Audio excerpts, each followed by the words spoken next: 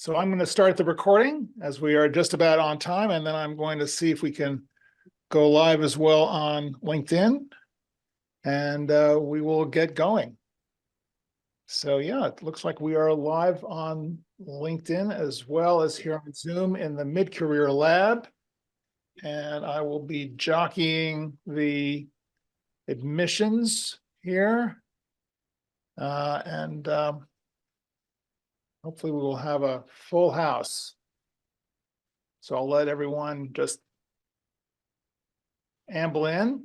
There's Jim Lombardi. Venice Vinegar, great to see you. And Joe Morrison, I'm glad you're here. Thank you for your questions. We'll be getting into that. And Sandy Zed, my deputy publicist. Thank you for sharing all of the stuff. That's great. Appreciate it.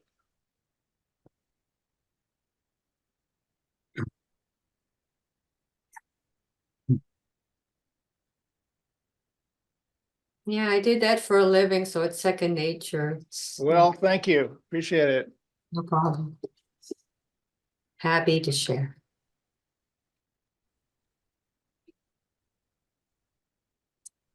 So I don't want to spoil it, but Jim Lombardi had a great topic that he wants to bring up, which I think is going to really spur a lot of conversation. And looking forward to getting into that. And I'm just going to give it one more minute or so. I'm sure people will be straggling in.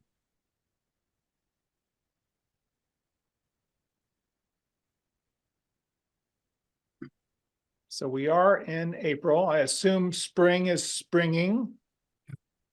It is. All Here around. it is. Everything's blooming. Nice. Yeah. Same in Los Angeles, although people don't think of Los Angeles as having seasons, but we do. Very subtle. But we've had unseasonably cool weather. It's been in the 50s, the low 50s, top 40s in the morning, which is really unusually cold. And then just this week, it's starting to get up into the 70s. So I remember that. I remember the warm before our wet and cold winter. All right. Well, welcome officially to the April office hours call here in the Mid-Career Lab. And I am John Tarnoff, your host. And we have the diehards here with us today. So before we get into the details, any quick announcements? There's our friend Beth joining us.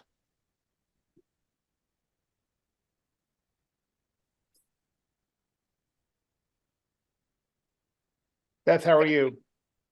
Good. How are you? Great. Thanks for coming. My pleasure.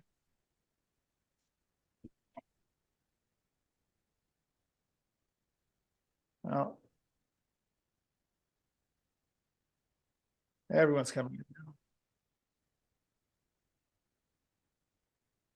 Welcome, Stuart, Michael, Donna, some newbies on the call today. This is great.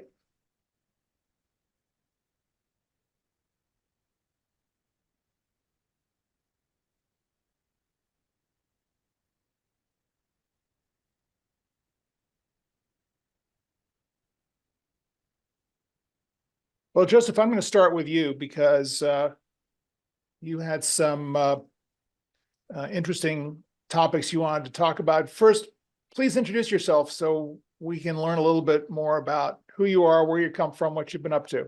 Sure. Am I coming in okay? Yep. Okay. Loud and Pardon clear. my voice. I think allergy season here in San Jose. So Yep. you're probably getting it too in LA. Absolutely. My name is Joe Morrison. Essentially, I spent over 20 years, probably 25 years in the medical, pharmaceutical, medical device area arena, and had some most of the time, pretty successful years. And of course, I'm here because I wanted to contribute and hopefully still get a pearl of wisdom out of someone here or all of us. You know, I'm obviously, we're all considered mature workers, for a better word, but the problem is you get to a point where you get a bunch of interviews and people want to look at you. But my challenge has always been, what is the proper fit? And John, we'll go into that later. But I'm one of these guys that doesn't want to retire. I enjoy healthcare, but it's got a lot of stopgaps. So does a lot of different industries. And I just wanted to get a little bit more information here on what we can do right, not what we keep repeating. So that's essentially what I've done. I've also got certified as an integrative health coach last year. I use it a little gratis, but it helps me to take certain values of what a coach actually does. And that is listening without any type of prejudice. So I'll just leave it with that. Thanks for being here. Thanks for jumping on the call. I would think that integrative health coach credential is a great opportunity for you to transition out of a perhaps more corporate or more traditional role into something which you can do on your own schedule and without any of the typical considerations that we're all facing in the traditional jobs marketplace about age and all the biases that go along with it. And so is that something that you're kind of planning on leaning into? I have even a website completed, but I didn't put any more investment in it because thinking that I was still going after the best account manager positions up to last year. and no lollipop at the end of the rainbow. Close, but no teddy bear.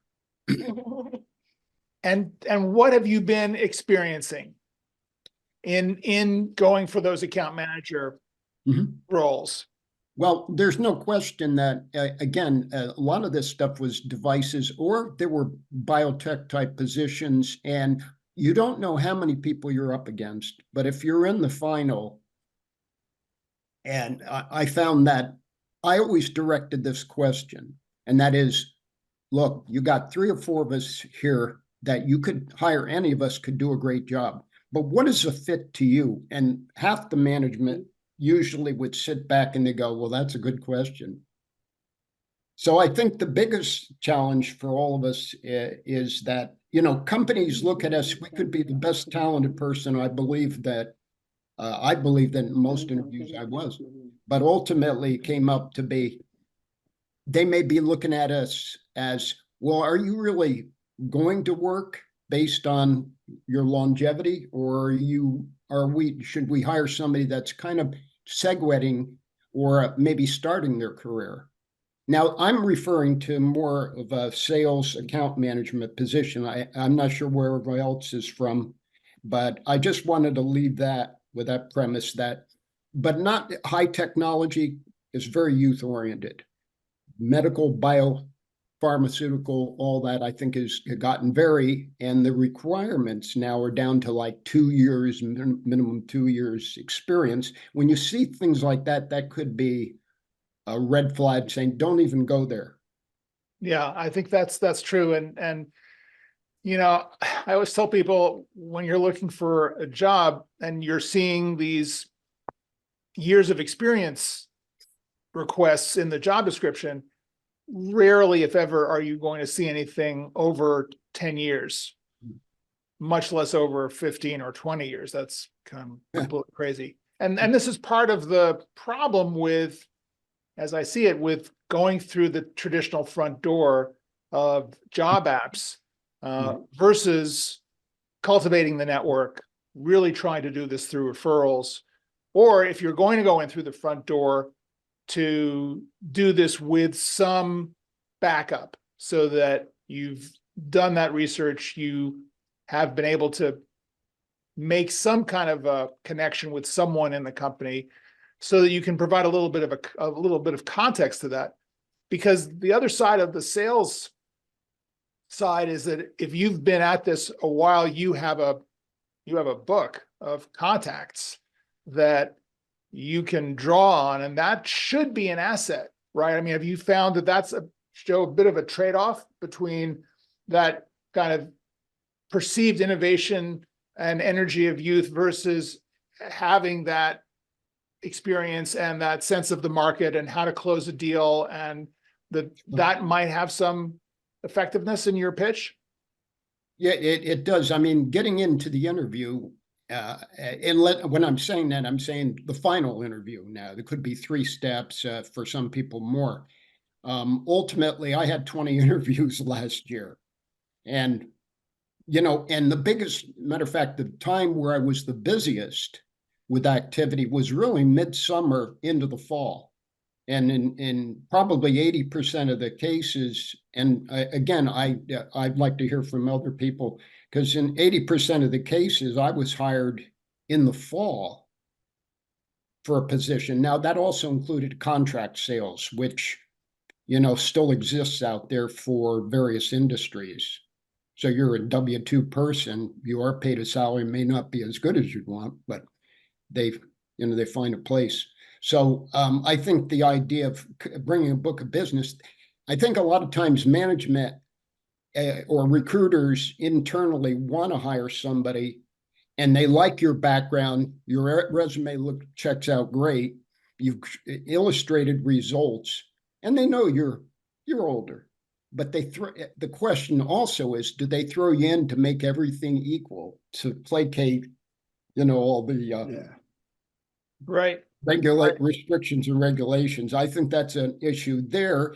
And sometimes you have to use your own perception. Can you get through all this stuff and still feel like you can get that position? Or are you really just going around in circles? And as I'd mentioned, John, the definition of insanity, right, is you keep going through the same processes to try to get a different result. Exactly.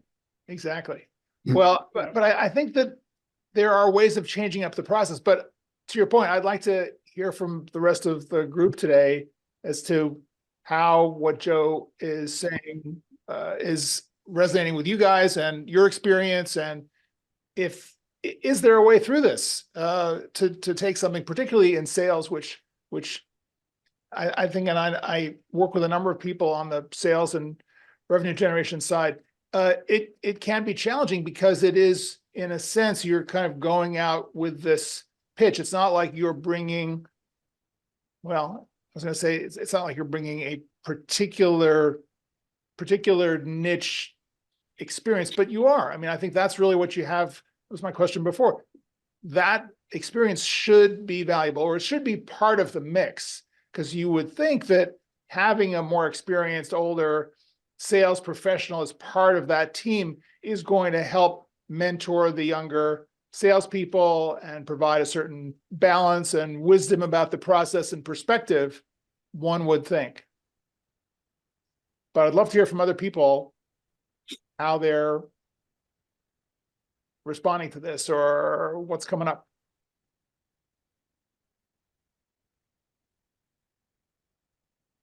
Anyone else with this kind of a background? Obviously, perhaps a different business. I mean, I know Jim has some experience on that.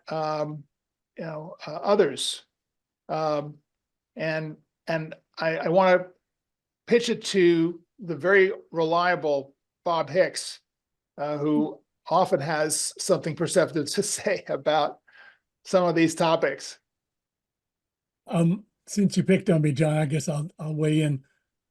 I think you make the reference to bringing your book from a sales standpoint, and although I mean my experience in sales is really in the selling of professional services, architecture and engineering services, and what your book can offer an office, especially when you come at it with some years at the saddle, is context that office may not have or may desire, but don't have. Within in my personal case, it was contacts at various institutions, colleges and universities and agencies that the office just did not have. And so be able to offer those up. And then of course you got to follow through with, yes, these people will potentially want the service that you're providing. But I think making known what's in your book, I think during an interview, or even perhaps in the preparation for the interview, in terms of the back and forth, I think is an important consideration. Mhm. So really They don't know, they don't know what you know. Right. So to be And more what demonstrative, you're more bringing assertive. is what you know. Yeah, I think a lot of times people have questions about how assertive should I be, either in the interview or, to your point, Bob, before the interview. And I think before the interview is good. And this is why I think the LinkedIn profile is so important, to really state the value proposition and to really articulate this in a way that's going to be really relevant in that job interview, assuming you get to it, to provide that context and make it a conversation starter. Anyone else? I see Beth, you are unmuted, so maybe you wanted to say something. Yeah. So I am currently a fundraising consultant. I left a job 2 years ago, and I don't even so my business is sort of limping along. I'm trying to figure out, and I'm thinking about looking for a full-time job, but the idea of sending a resume in, to a job that has a bunch of other applicants, and I just feel like if I don't have a way to network in and I don't know anyone in the company, it's just going to go in the circular file, or I'll get an interview maybe, and they'll want to hire someone younger. So I feel like, and as a consultant, I feel like it's a good place to be. Either my services are too limited because I focus on planned giving, and I need to expand them and reflect that expansion on my website and my LinkedIn profile, or I'm not talking to the right people, or I'm not marketing myself right. So Beth, can I ask you a question? My sister has had a career as a professional fundraiser, both as a consultant as well as working for various institutions. The one thing I know from her experience, and actually her daughter is a fundraiser too, development officer, is what industry or what area are you focused in? Because from what my experience in talking with her and is the most successful people who do fundraising, particularly as consultants, have a particular area of focus. Either it's planned giving, but is it planned giving for nonprofits, for Habitat for Humanity? Is it planned giving? Who is it planned giving for? And yeah. then, and from that, those are the types of organizations you want to look for. The other thing that I know my sister has ended up doing in many cases, the organization doesn't have somebody in the senior position, and they'll hire her for 6 months to help them find the right person and get something started. Yeah, that's great. So I'm most interested, I worked at Doctors Without Borders for 13 years. So I'm most interested in international humanitarian, human rights, poverty alleviation organizations, and environmental organizations. But it seems like, so I'll get referrals occasionally from people I used to work with, because they know, like, and trust me, and they know the good work I did at Doctors Without Borders. But then the organization they referred me to either, doesn't have the budget, or they just, the person's too busy to really focus on planned giving, and it doesn't go anywhere.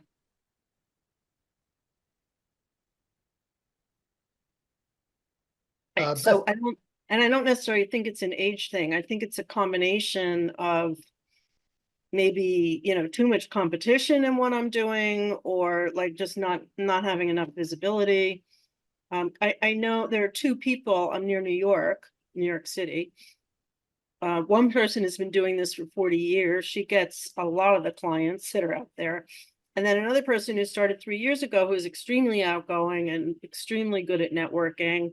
And he seems to have gotten some traction. Yeah. This is kind of where I was going to go. And Beth, you and I have talked about this before. I think it really is a combination. I mean, this is across the board, but I think definitely in your case, and you've got this great background, I think, having worked with MSF, I would think it gives you a real cachet and an ability to kind of walk in and have that story. But I do think it is about networking, and I think it is also about having that specific pitch. But more than the pitch, what I'm getting as you're talking is this idea that when you go in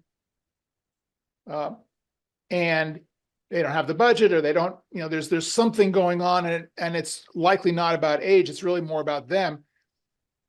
What if you were to take the approach that your job interview is a consulting call, where you're there to provide services to them in that call, whether it is to tell them more about what they could be doing or how it could work for them, and kind of provide solutions without necessarily expecting that they're going to offer you a job at the end, where you're going in to kind of lay the groundwork for what could be, and you don't know whether it is with them or the person you're having the interview with a week later runs into someone and the conversation turns around to something that was going on in your interview meeting. And they say, oh, I was talking about this with this woman, Beth Golden, last week, who came in to talk to us about possibly a job. And I don't know if we've got anything for her or whatever, but she was talking about this. You might want to talk to her.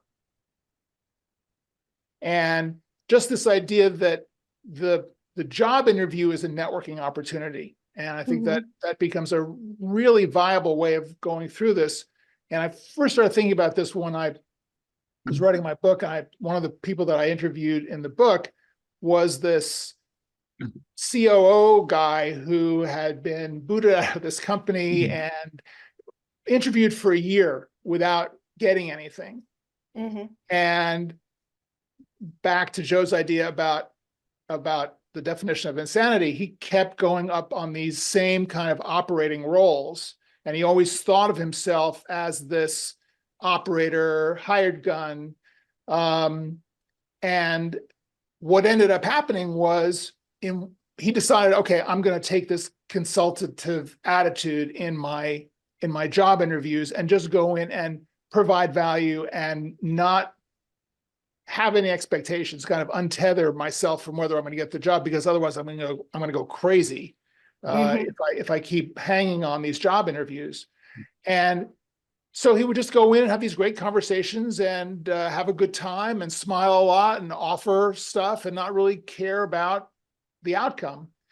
And he got a call one day from a guy that he had interviewed with maybe a month before, who had turned him down for the job. And he said, look, I know you didn't get this, we didn't offer you this role, but I was really impressed with you. And I actually brought you up to in a meeting with a private equity firm that we were talking about doing business with. And they mentioned a particular deal that they've got that you might be really interested in helping them with. So this guy hooked him up with the private equity guys. They asked him to come in for a consultation on this company. They did a tour of the company. And then they turned around and they offered him a partnership position on that deal. They said, look, we'd like you to run this deal for us, and we'll cut you in on the sale. And so he did that for about 6 months to turn the place around, sold it, very successful operation. And then he thought, wait a minute, maybe this was fun. Maybe I should do something like this. Maybe I should be an owner, not an operator. Mhm. So his whole mindset shifted, and he wasn't thrilled with some of the ethics of the people that he was working with, but he went out and kind of cast around for a different set of private equity investors, found a group, and they went out, looked for a company, a manufacturing company, because that was his background. And they bought this company. He's a 20% owner. He's still running it today. Completely changed his life, completely out of the blue, never expected to be anything like this.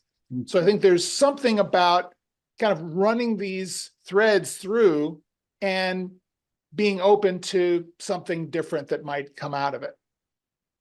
Yeah, I think that's great advice. And maybe for Joe, I maybe, I don't know if there is a role as a sales consultant, like going into companies and looking at what isn't working and helping them sort of either restructure or change around their sales process.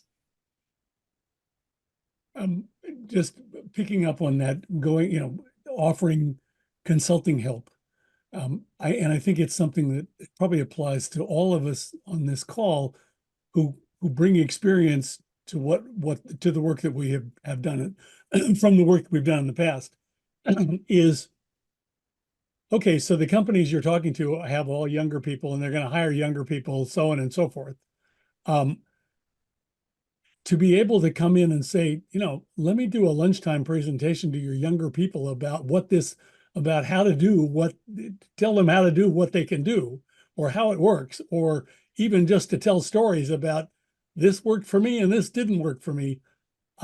I think that there's potential for that. Is it a full-time job? Not immediately. Could it lead to a referral to one? Absolutely. And from a networking standpoint, suddenly you got a captive audience, and frankly, some of those young people they know people too. Yeah. And so Lunch in and a learns, sense, lunch use and your learns are experience great. to help. Yep. Lunch and learns are great. I have a client in financial services, had a client in financial services, really, really up against the wall, really hard time. And similar to the guy I talk about from my book, friend of his said, "Hey, why don't you come in and talk to, you're not doing anything. Why don't you come in and do a lunch and learn? You have a particular expertise in this particular area." And he did, and he started doing this because he had nothing better to do. He enjoyed it. And sure enough, someone offered him a job. Hmm. So you got to get out there. Yeah. Well, it's the standard line. If you got to give to receive. Right. Right. But I think it is more than that. And as you say, and I think, Beth, you were kind of highlighting this for Joe, what is the particular, what I like to call the superpower that you can bring to the table, right? Can you define that one thing that you are really good at, that you're experienced at, that you love doing, that you're known for, and build a reputation based on that? And the other idea kind of hanging over all of this, for those of you who know my work and or have worked with me, is this idea of thought leadership. That if you can build a reputation based on that superpower, on that stuff that you love to do, and Joe, to the point, I mean, you're the guinea pig today for some of this, is that if there is a particular area, and I love this idea of sales consulting, of being able to kind of go in and say, look, how have you structured your team? How are you setting goals for your team? What are the performance criteria that you're working with? What are the expectations? What are the numbers? How are people presenting? How are you, monitoring the work that they're doing? What are clients saying, prospects saying? I mean, all of those kinds of questions that you know so well. You can probably create a playbook of best practices along with techniques and lesson plans for how to support and educate and train a sales team. And particularly in that sphere that well of medical devices. So it's a big field. There's a lot of activity going on.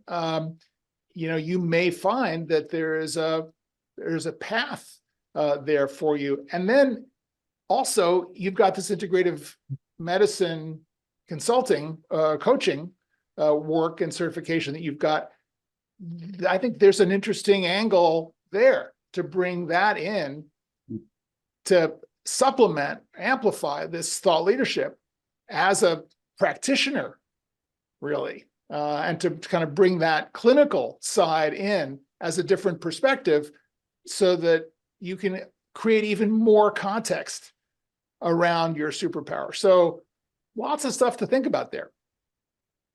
Yeah, absolutely.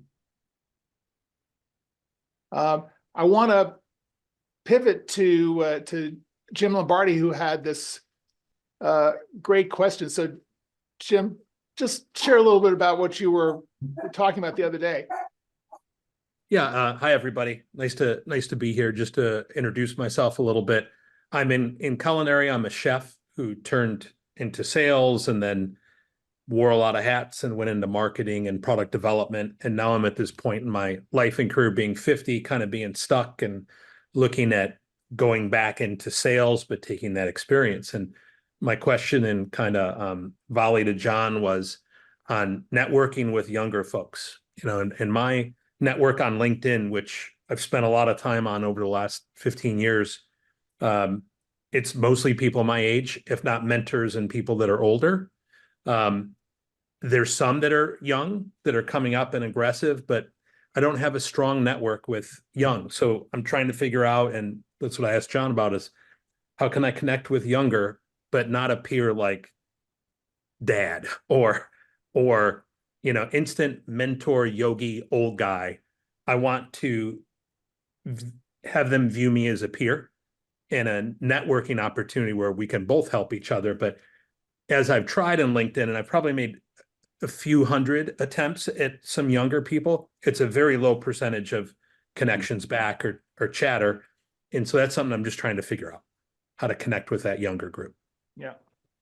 When people respond, why are they responding? How are they responding? What are they responding? What is the connection that you're finding does work? Or is it random? It's pretty small, though. I think of the people that have responded back, it's, impressed with career achievements, would like to talk. I've had a few of those where we've done some random phone calls, and those are nice, and I try to keep those relationships up. But I'd love to see more happen. Yeah. So are the ones who've responded kind of perhaps impressed / intimidated by what you've done and are looking for advice as a mentor? Some have. I don't think it. Yeah, I don't see intimidated. I think the intimidated ones might not call or respond back, but impressed or want to know, what's the lightning in the bottle for me? Like, what's the big difference? And I usually say it's networking. That's been my key, has been networking. That's what's gotten me here. But yeah, it's just interesting to, I wonder what the connector is that I haven't tried yet to get some traction with younger folks. I don't have a hard and fast answer. My thought about it is that it really is best when it is subject oriented, contextual, where there is some commonality, and also where the other person may have an area that you're interested in learning about, where you're setting up the outreach specifically about a topic or some of their experience or a company that they've worked with or a product or whatever, and you're reaching out to learn more. And it's not about, it's completely as a peer, right? So you're not at all dealing with issues of age. It doesn't really matter how old they are because you're talking about that particular issue. Okay. Jeff wanted to weigh in. Yeah, hi everybody. Just real quickly, I want to introduce myself. I'm Jeff Merkin. I'm from Santa Monica, California, and a former television producer and a former e-discovery analyst. I know, weird combination. Anyway, Jim, I have a 27-year-old son who is also despite my trying to convince him otherwise, has followed me into the entertainment business. And he scoffs at me when I talk about LinkedIn. The younger people just aren't really going, embracing LinkedIn like we did, when it first came out, like our generation did when it first came out. And when we talk about LinkedIn, he literally laughs at me that someone would spend time worrying about it or dealing with it because none of his peers are involved. So what I have found is if I want to find, the younger group, I find seminars from other organizations, not LinkedIn, but from professional organizations or peer organizations, on topics that would be interesting to both me and to the younger folks that I'm trying to get a hold of or trying to connect with. And taking those seminars or in the entertainment business, there's a thing called the Entertainment Community Fund that I'm enrolled in this 8-week course, and I am the oldest person in the room by 20 years. And I have a hard time hiding it, but I'm accepted as a peer by these folks because we work together on these projects. And so I found that to be more effective than just over the transom on LinkedIn, personally. Okay.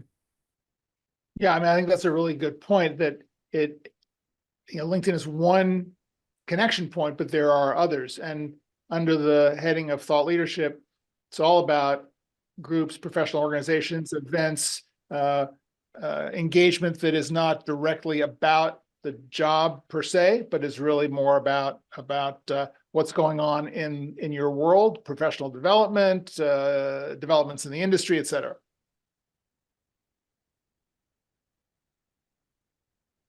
Thoughts, Jim? And anyone else? My quick question really for you, John, and others is, and it goes a little bit to what Jeff just said. I don't personally like messages in LinkedIn. I tend not to look at them. I find they're often random from people I don't know or whatever. But what I have done with some success is to message someone on LinkedIn that I want to connect with and ask for an email address so I can reach out to them separately from a public forum. And I'm just curious whether other people's thoughts about that. LinkedIn is not a great place for back and forth in my mind. It's fine for a place to present things, but it sort of for interaction, I think it has certain limitations. Yeah, I've got some thoughts. Other people, anyone? Does that kind of map to your experience? What are the limitations that you find, just out of curiosity?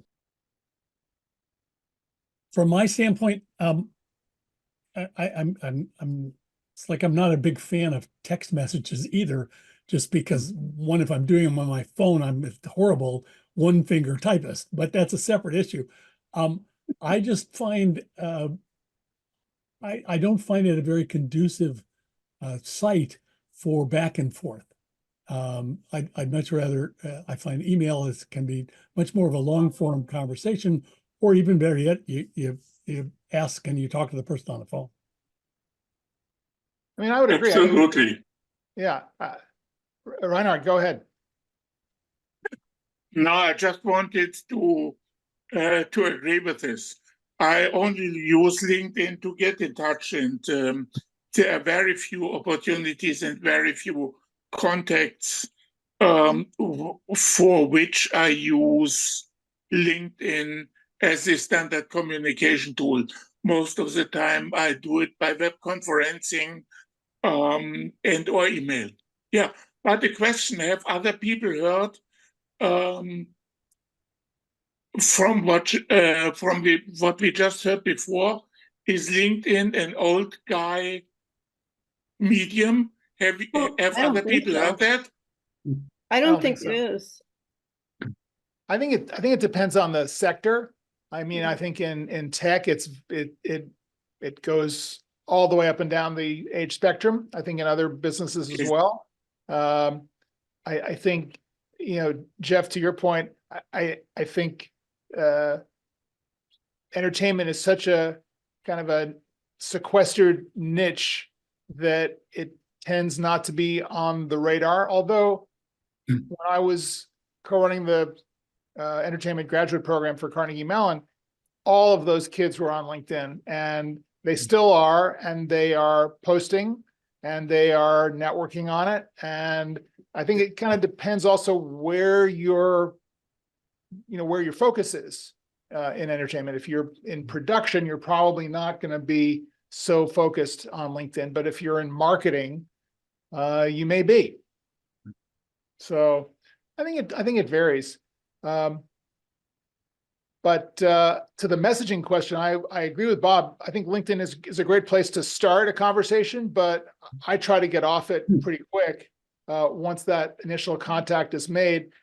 But in terms of outreach, I tend not to do a lot of cold outreach, but I will go through the engagement. So if there's someone who's posting and someone makes a comment or someone makes a like, that's a conversation starter for me, right? I see you like this, or people who will make a comment on or a like on something that I've posted.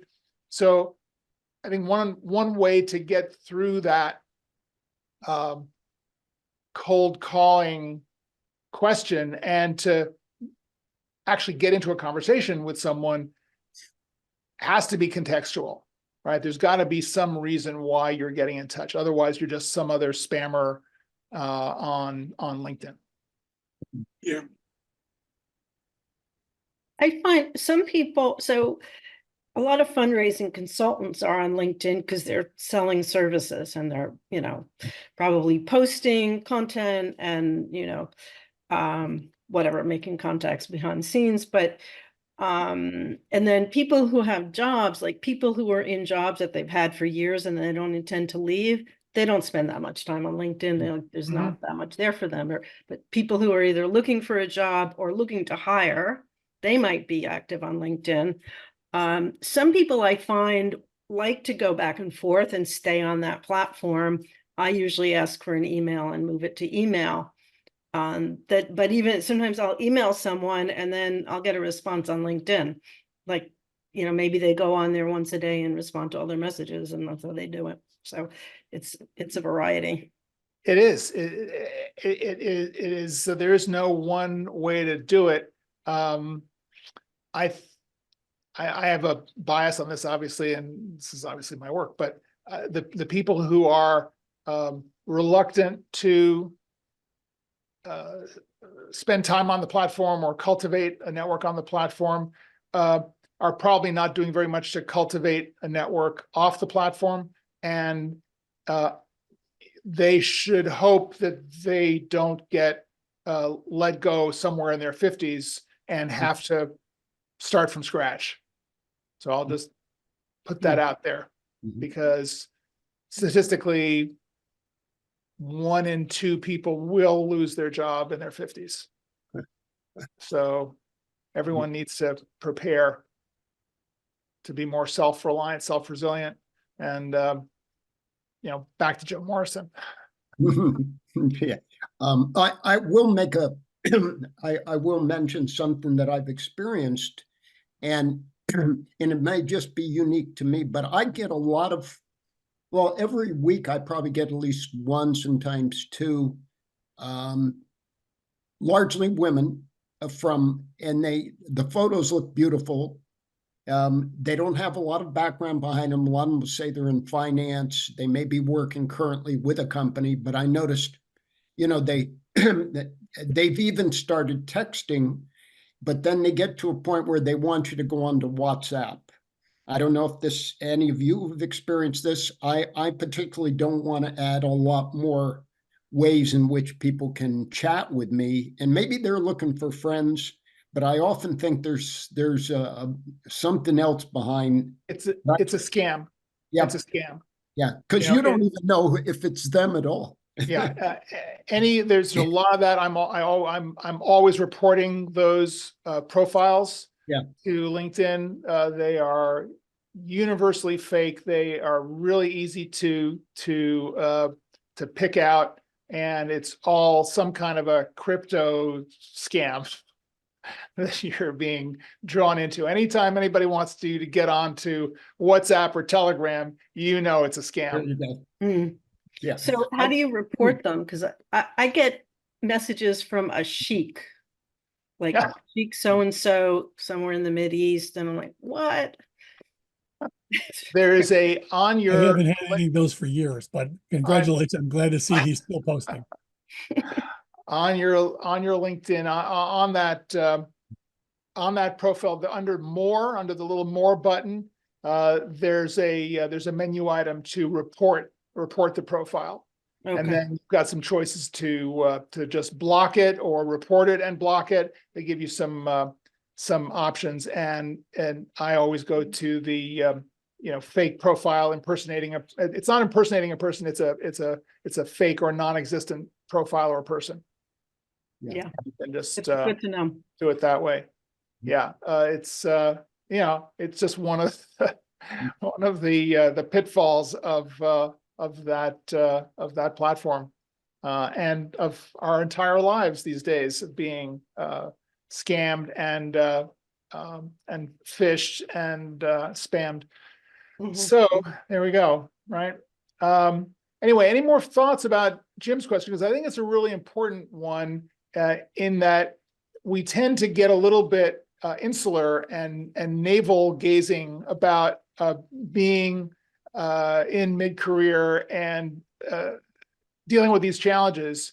And part of, I think, the value that we provide is in a multi-generational workforce context. And it's something that I try to promote, this idea that it's all hands on deck, all generations on deck, and we all have great value to share amongst ourselves. So let's do it. Anyone else kind of thinking about this, having challenges around this, awkwardness around this? It's just Jim and me. Yeah, well, as you know, John, I'm terribly active on LinkedIn, and I find that I'm being pulled in different directions I couldn't anticipate, and I'm wondering about whether my target should be morphing into environmental first, because I wanted to be, see, it's all related, like age diverse, and people are saying, okay, you're going to live X number of years longer. And I'm saying, well, how is the planet going to be living X number of years longer? So I'm seeing some overlap with that. So it's, I can see a lot of the intersectionality in these things. That's a really interesting question. And I think, yes, I think that's a really good talking point and a good thought leadership perspective, right? To be able to kind of bring that in from the point of view of longevity and tying that into environmental longevity and stewardship and legacy and all of those kind of mid to late career, midlife issues. So yeah, I mean, why not? Well, yeah, I think, well, one of our superpowers, having seen all the changes, we can say, well, we survived pre-fax, we survived pre this and that, and we've seen all this stuff. So we know that somehow we managed to get along before that. And so I think that's, the diversity of thought thing about multi-generational workplace, it's at least in theory. Yeah. Yeah. I mean, I think thought leadership is such an important part of, such an important opportunity for us to really support our work, to build community, to meet people. And so, yeah, if that is an area that you feel yourself being drawn into, you can become well-known and expert in that, if only as a connector to begin with. Well, what has happened? Because, I like to follow people, and it's really cool when they follow me back, or whoa, they're sending me a connection request, and it's people that are leading experts in the environmental field, and then we can tag each other in these things in each other's Yeah, posts, which yeah. is Look, I find it enormously valuable and productive, and certainly in the work that I do, it's kind of a no-brainer, but that doesn't necessarily apply to everyone in the same way. But still, yeah, I think if you put effort into it, I think you can build some kind of a nucleus of like minds and build a community around that. Sandy, I'm just kind of trying to keep tabs of the chat. You were referencing the LinkedIn ageist ads. yeah, well, that's down? in a whole other chapter, but it does speak to what I'm also thinking in terms of the old guard, and the digital versus the analog mentality. As probably people who've been on LinkedIn know, that they're pestering you to be verified. So maybe if I get verified, they'll stop pestering me. So, but you can only get verified if you have a cell phone to get a Q code. So I'm saying, hello, I think we existed before. We're all real verifiable human beings before we had the Q card. Right. Well, I mean, the whole verification. I mean, I think that it's like all of this. Well, let's not talk about Twitter and all of that kind of craziness, but I think the idea of establishing a credential as a way of validating or reinforcing the trust factor, I think that makes some sense. It's gotten corporatized in many ways, and you may not have to. Commoditized too. See, that's the thing. Well, I appreciate in this digital age, we want to make sure we're dealing with real people, especially with AI and the voice syndication and all kinds of deep fakes and stuff like that. Yeah, it's kind of ironic considering Microsoft that they don't have this inclusivity. I see so many disparities, disconnects. But if you want to get back to the age thing, the ageist ads, that's I was participated in that too. yeah. Oh yeah, so they shadow ban you. That's the other thing. If you go up against them, they will take punitive action. On LinkedIn. Yeah. Yeah, it's kind of hard. And Steve Moffat, I want to get to your question, but it is hard. I have a colleague who had his profile taken down. Still hard to find out why it was taken down. It was then put back up. It may have had something to do with a comment, but very hard to tell. And there are some arbitrary things going on. It is a little bit scary when these kinds of things happen and you feel like you have no recourse because there's no phone number to call, right? And a lot of these companies have made it very difficult for you to contact them. I had this with my email service provider last week, where all of a sudden, they had kind of downgraded my account. I had no idea why. Because they had downgraded it. I no longer had access to the customer support portal. So it was a complete catch-22. Anyway, I finally figured it out and sorted it out. But I had to resort to messaging them on social. So I went on Twitter and Facebook and just basically flamed them for having no customer contact. And then they finally got back to me. So it's a crazy world we live in. Anyway, Steve Moffat. Yes, good afternoon. So thanks, John, for putting this on. So the one question I have is, and I've been struggling with this for the past month or so. I departed from the tech world probably about 5 years ago, and I went into city government, worked for the city of San Jose. So I felt that would be a nice, great move, lending your expertise from the tech side coming in. But unfortunately, I got cut with the budgets, and so I'm a little gun shy about returning back, and I'm kind of like, is it worth going through the pursuing in city governments for one, and then the barrier to entries are pretty high with a lot of those places. You know, they really put you through the paces. So I'm just trying to see whether it's worth me going back into the government world at this point. I'm curious to hear what other people think, but I will just lead off by saying, I think it gets down to your value proposition, Yeah. to how you talk about what you've done, what you want to do, and how you synthesize your superpower. So all of the lessons that you learn and the capabilities that you have through your technology career, how that applied in your government career.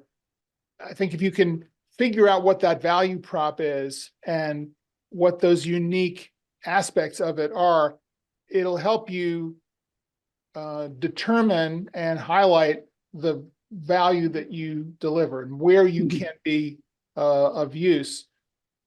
The other side of it is what does the government need, you know, or what in the Bay Area and the peninsula, you know, what's going on? What are the problems that people are dealing with, and how could you be the solution? Yeah. And then it becomes a question of having conversations. So if you've got that value proposition, you've got a sense of what they're dealing with, the pain points, then you can start to craft solutions and find people to start talking to, and then post about it. So it becomes this kind of a campaign process that is aspirational, but it should be based on and grounded in what's really out there, so that when you get into conversations, it's clear that, okay, here's this guy who has this background. Here's what he talks about. Here's what he's looking to address. Is he the right guy to do it? Right. Yeah, it's all about fit. Get it. Totally Right. get it. And hopefully, if you narrow some of these gates down sufficiently, then you're one of just a few people who can provide that value, that service, that solution. And sooner or later, something's going to pop if that's what you want to do. Yeah, and I think you hit it right on the head. So I've been looking at organizations that had serviced the city as a starting point. So I have to dig into those areas. But yeah, thanks. Yeah, because I've been kind of waffling back and forth whether we continue to pursue or look into an adjacent field that makes sense. So. Yeah, I mean, and I think, you know, your network is going to give you some of that feedback. You know, it is, it's a sandpapering process where you kind of come out there with, well, here's what I'm doing, here's what I want to provide, here's the solution, here's this, and people could be coming back and saying, hey, yeah, that it should work that way, but it doesn't. Here's how it actually works. And then you would respond with, okay, well, then let me shift this way. Does that work? And sooner or later, you find that fit. Yeah. Find that market fit. Anyone else with some thoughts for Steve? Great, thank you.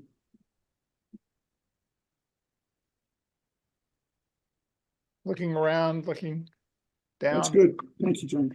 Yeah, absolutely. Absolutely. Well, we're just about at time here. So anyone else have any final thoughts, comments as we get into